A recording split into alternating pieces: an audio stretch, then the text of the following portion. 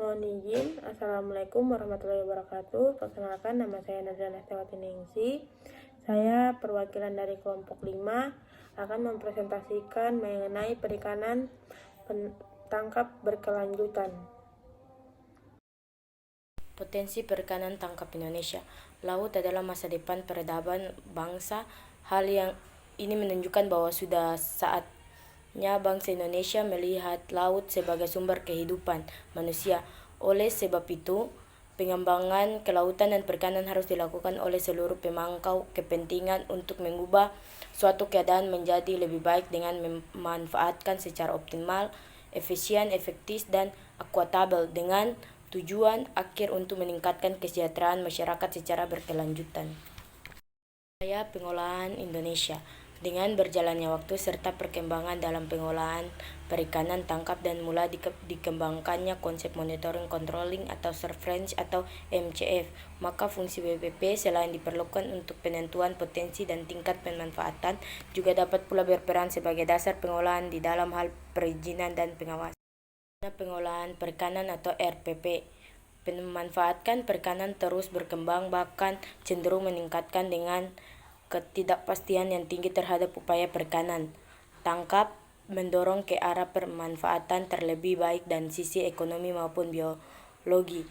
Penggunaan teknologi penangkapan ikan yang tidak sejalan dengan konsep ramah lingkungan menyebabkan pelaku usaha perikanan tangkap cenderung untuk menangkap ikan sebanyak-banyaknya sehingga mencapai tahapan yang dapat dikategorikan mengancam keberadaan sumber daya ikan yang ada ketentuan pasal 33 ayat 3 Undang-Undang Dasar Negara Republik Indonesia tahun 1945.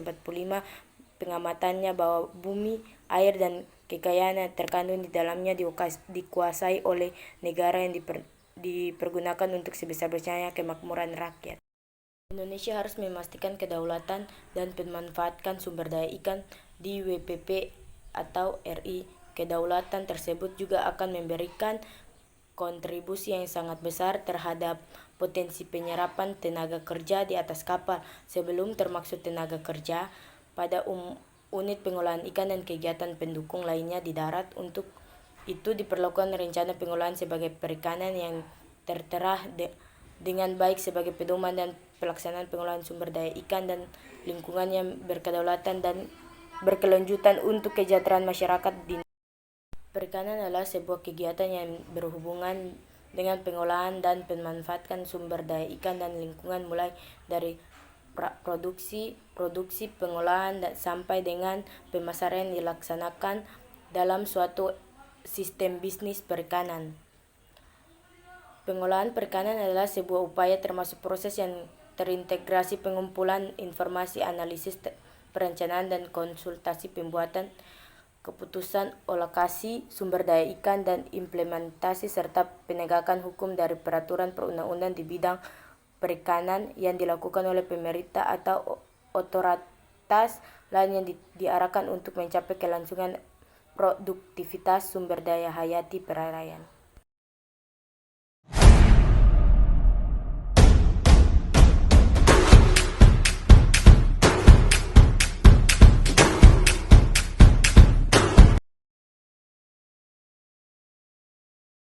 Habitat ikan.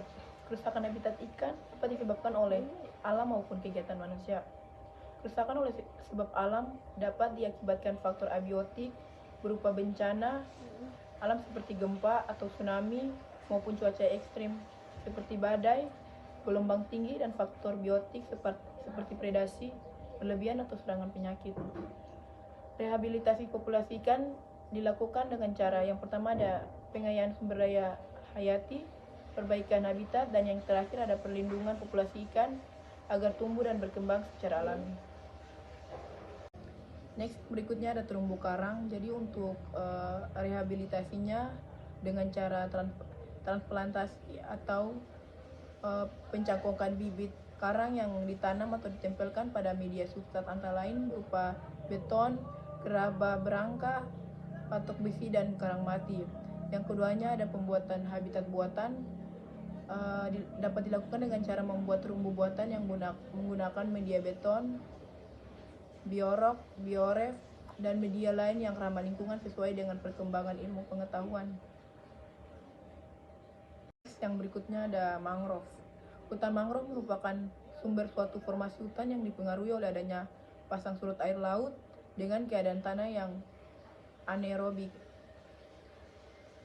Yang kedua ada upaya rehabilitasi hutan mangrove. Sebagaimana hutan lainnya adalah melalui upaya penanam kembali atau reboisasi. Lamun atau seagrass adalah tumbuhan berbunga yang dapat tumbuh dengan baik pada lingkungan laut dangkal. Untuk pemeliharaan rehabilitasi lamun ini dapat dilakukan dengan cara menjaga dan mempertahankan komponen biotik lamun, menjaga siklus alamiah komponen abiotik lamun dengan cara penyiangan lamun dari sediaman dan sampah. Dan yang terakhir ada menjaga dan mempertahankan keseimbangan lingkungan fisik lamun. Mohon izin, di sini saya akan mempresentasikan mengenai kebutuhan pangan perikanan. Kebutuhan pangan ikan terus meningkat di seluruh dunia, termasuk Indonesia. Dengan meningkatnya konsumsi ikan per kapita, penduduk Indonesia konsekuensinya adalah kebutuhan bahan pangan produk ikan akan meningkat. Hal ini terjadi antara lain karena selera makanan masyarakat telah bergeser, di mana saat ini sumber protein dari daging ikan lebih digemari dibandingkan jenis daging merah.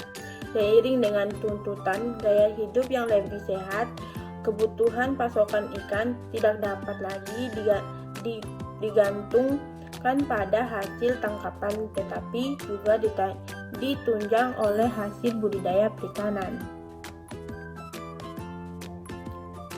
Karena itu, KKP menekankan pentingnya masyarakat mengkonsumsi komoditas kelautan dan perikanan yang diperoleh dari laut dan kawasan perairan yang bersih dan sehat.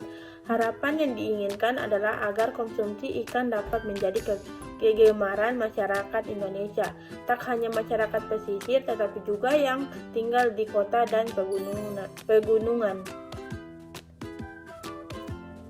Tingkat konsumsi ikan nasional mengalami peningkatan di tahun 2014 menjadi 38,14 kg per kapita per tahun dari tahun sebelumnya yang sebesar 35,21 kg per kapita per tahun.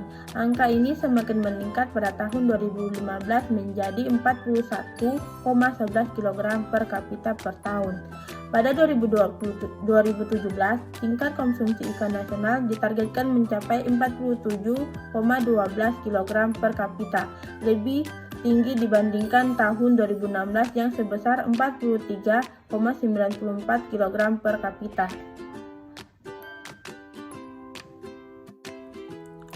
Tingkat konsumsi ikan tertinggi di Provinsi Maluku yaitu 55,13 kg per kapita per tahun, dan yang terendah pada Provinsi Jawa Tengah yaitu 22,37 kg per kapita per tahun. Disusul juga oleh provinsi di Yogyakarta 23,14 kg per kapita per tahun. Pada tahun 2015, tingkat konsumsi ikan di sebagian besar provinsi di wilayah timur berada di atas rata-rata konsumsi ikan nasional. Tingkat konsumsi ikan yang tergolong sedang dan rendah terpusat di Pulau Jawa, Bali, dan Nusa Tenggara atau KKP 2017. Assalamualaikum warahmatullahi wabarakatuh. Perkenalkan, nama saya Nuranjalika Saputri, NIK 2130304. Di sini saya akan membahas tugas dari bab 5 yang berjudul Perikanan Tangkap Berkelanjutan. Perikanan tangkap berkelanjutan memiliki 6 core pembangunan perikanan umum Indonesia. Yang pertama, pengolahan perikanan. Yang kedua, operasi penangkapan. Yang ketiga, penangkapan akuakultur. Yang keempat, integrasi perikanan. Yang kelima, pasca panen dan perdagangan. Dan yang keenam, penelitian perikanan. Maksud dari prinsip-prinsip 6 Kawat Perikanan ini merupakan panduan pengelolaan perikanan dalam mengimplementasikan perikanan bertanggung jawab atau responsible fisheries untuk mencapai pengelolaan perikanan secara menyeluruh yang berkelanjutan. Pentingnya menjaga kelestarian sumber daya perikanan yang ada pada tatanan pemanfaatan optimal dalam mencegah pemanfaatan berlebih atau overfishing dan kelebihan kapasitas upaya yang dilakukan atau excess capacity. Keberlanjutan pemanfaatan sumber daya tidak hanya diartikan keberlanjutan penangkapan ikan saja, tetapi lebih dimaksudkan pada keberlanjutan kegiatan sosial komunitas masyarakat perikanan yang dapat dicapai dengan pendekatan langsung terhadap masyarakat perikanan yang berhubungan dengan kegiatan perikanan agar berperan aktif dalam pengelolaan, pemanfaatan, dan pelestarian sumber daya. Perikanan bertanggung jawab atau responsible fisheries memiliki 5. Yang pertama ada penangkapan skala kecil. Yang kedua ada alat tangkap ramah lingkungan. Yang ketiga ada ukuran ikan yang layak ditangkap. Yang keempat, daerah dan waktu penangkapan ikan.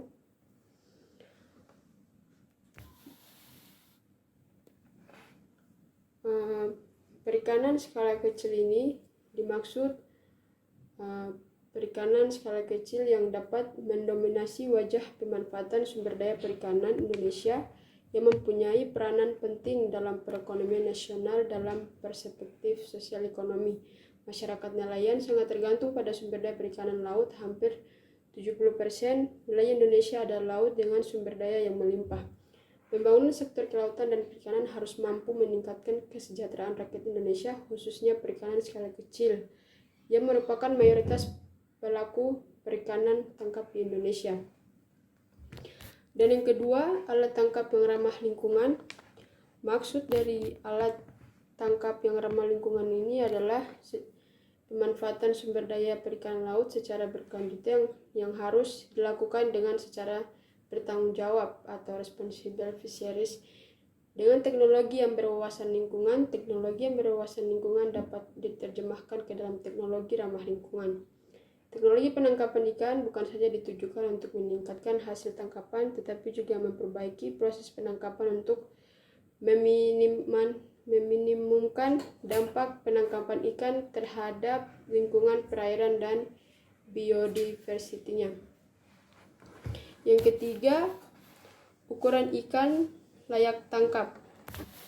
Maksud dari ukuran hasil layak tangkap ini adalah untuk meningkatkan hasil tangkapan dan berkembangnya upaya penangkapan dalam berbagai bentuk skala telah mengarah pada menurunnya ukuran stok sumber daya apabila ukuran hasil tangkapan ikan semakin mengecil, di mana hal ini mengakibatkan berkurangnya jumlah ikan yang berkesempatan memijah, yang mengakibatkan rekrutmennya berkurang.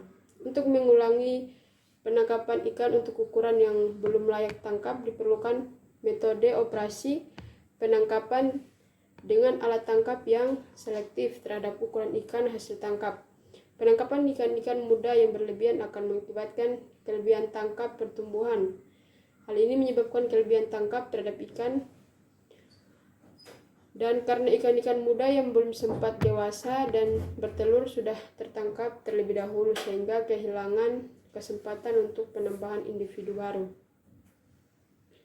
Dan yang keempat, daerah dan waktu penangkapan ikan, di mana daerah dan waktu penangkapan ikan ini berdasarkan data dan kondisi oceanografi telah banyak dilakukan.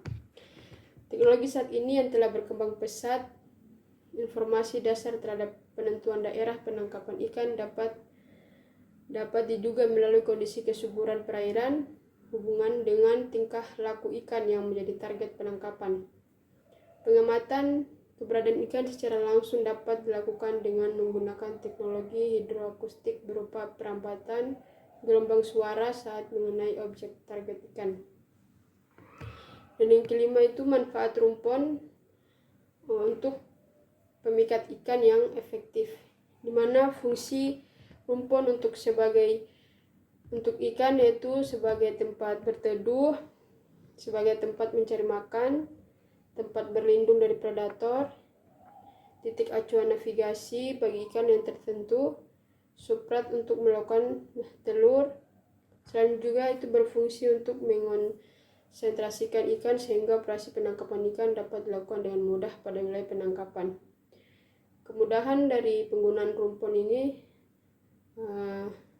penangkapan ikan lebih efisien, menghemat waktu dan bahan bakar karena lokasi penangkapan ikan yang sudah pasti. Manfaat rumpun dapat memperbaiki efektivitas, efisiensi, dan operasional penangkapan ikan, merupakan salah satu daya tarik bagi nelayan sehingga penggunaan rumpun semakin meningkat. Adapun slide keempat, kriteria alat tangkap ikan ramah lingkungan. Yang pertama, selektivitas tinggi.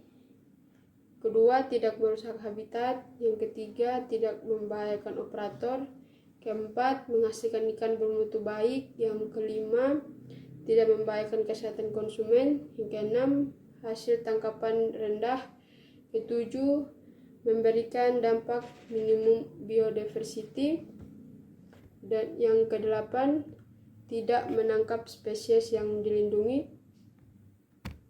Dan yang kesembilan, diterima secara sosial.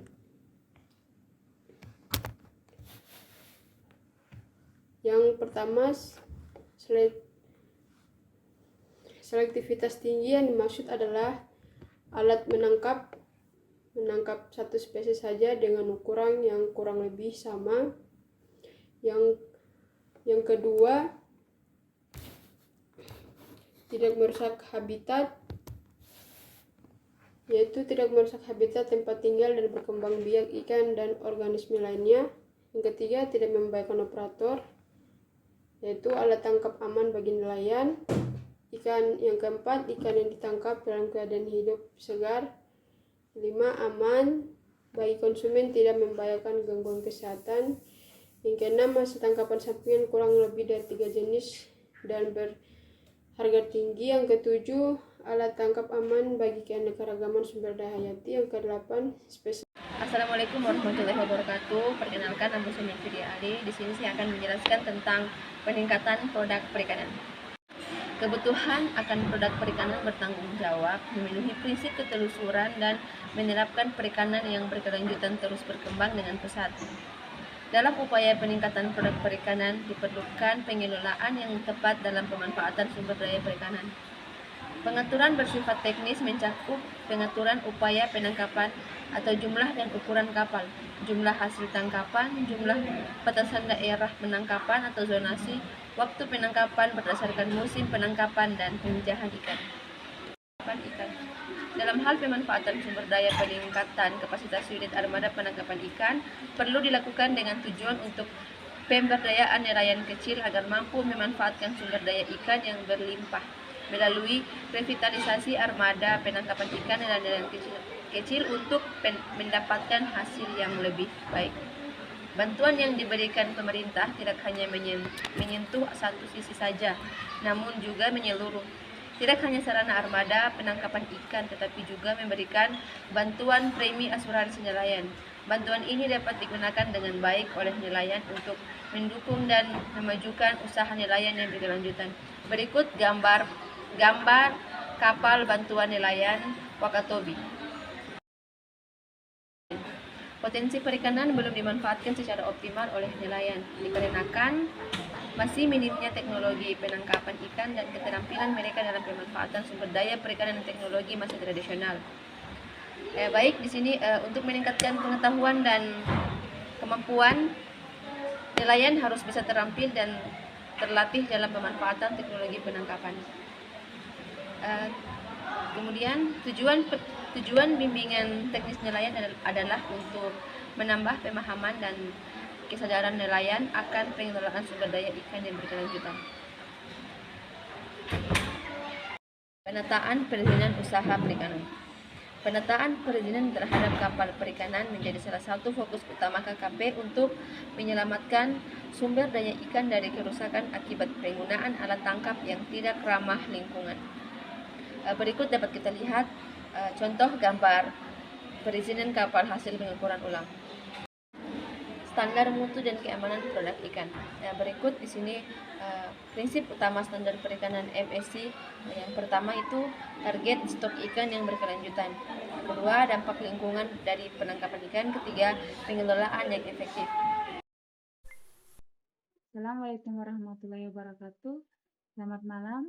Mohon izin perkenalkan nama saya Melinda Awetabi dengan NIF 21.3.03.037. Di sini saya akan melanjutkan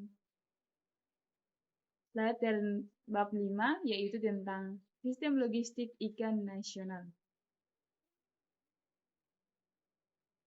Pada pasal 4, nomor 5, tahun 2014 mencantum 4 komponen pengolahan logistik perikanan, yaitu yang pertama, pengadaan mencakup bahan dan alat produksi yang bersumber dari produsen berupa antara lain pakan benih, obat-obatan, alat penangkapan ikan, es, dan bahan bakar minyak.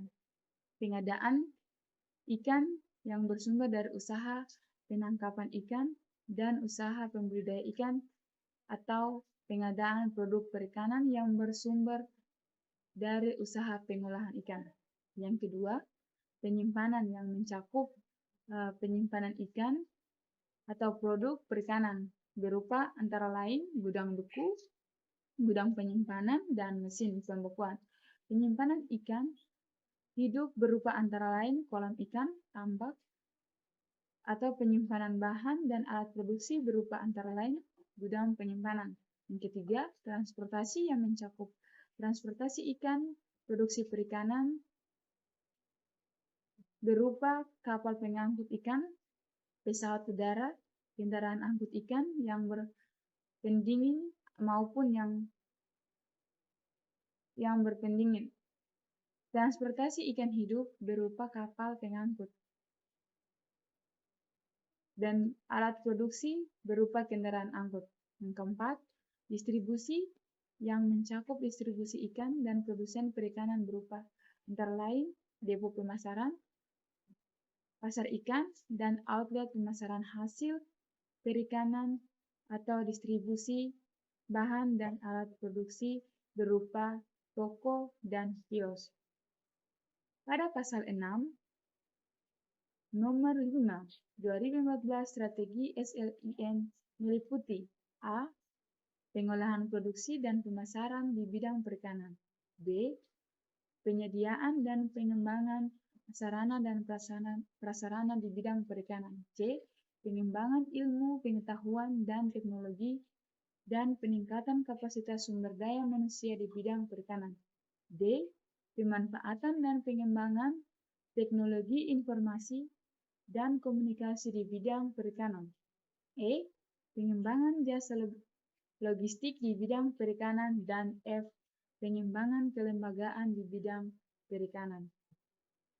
Salah satu faktor penting dalam usaha produksi perikanan, terutama ikan, merupakan komoditas yang sangat rentan akan penurunan kondisi kesegaran produk atau mudah rusak. Tingkat kesegaran produksi perikanan sangat beruntung pada penangkapan produk dengan cepat dan tepat, dan sangat berpengaruh terhadap harga jualnya.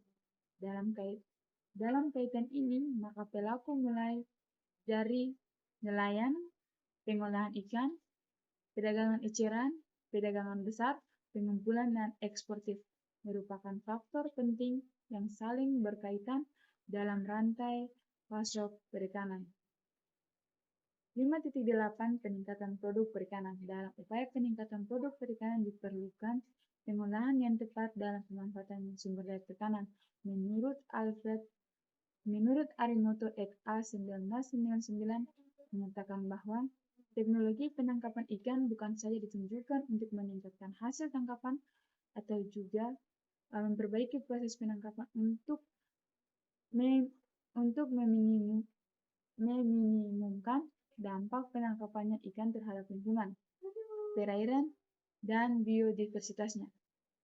Akan tetapi, dapat memenuhi unit armada penangkapan ikan, diam tek nelayan, penataan perizinan usaha perikanan, standar mutu dan keamanan produk perikanan, kesegaran ikan, sertifikasi mutu perikanan, sehingga setiap produk yang dijual bisa memenuhi kriteria dipersyaratkan oleh negara atau pembeli.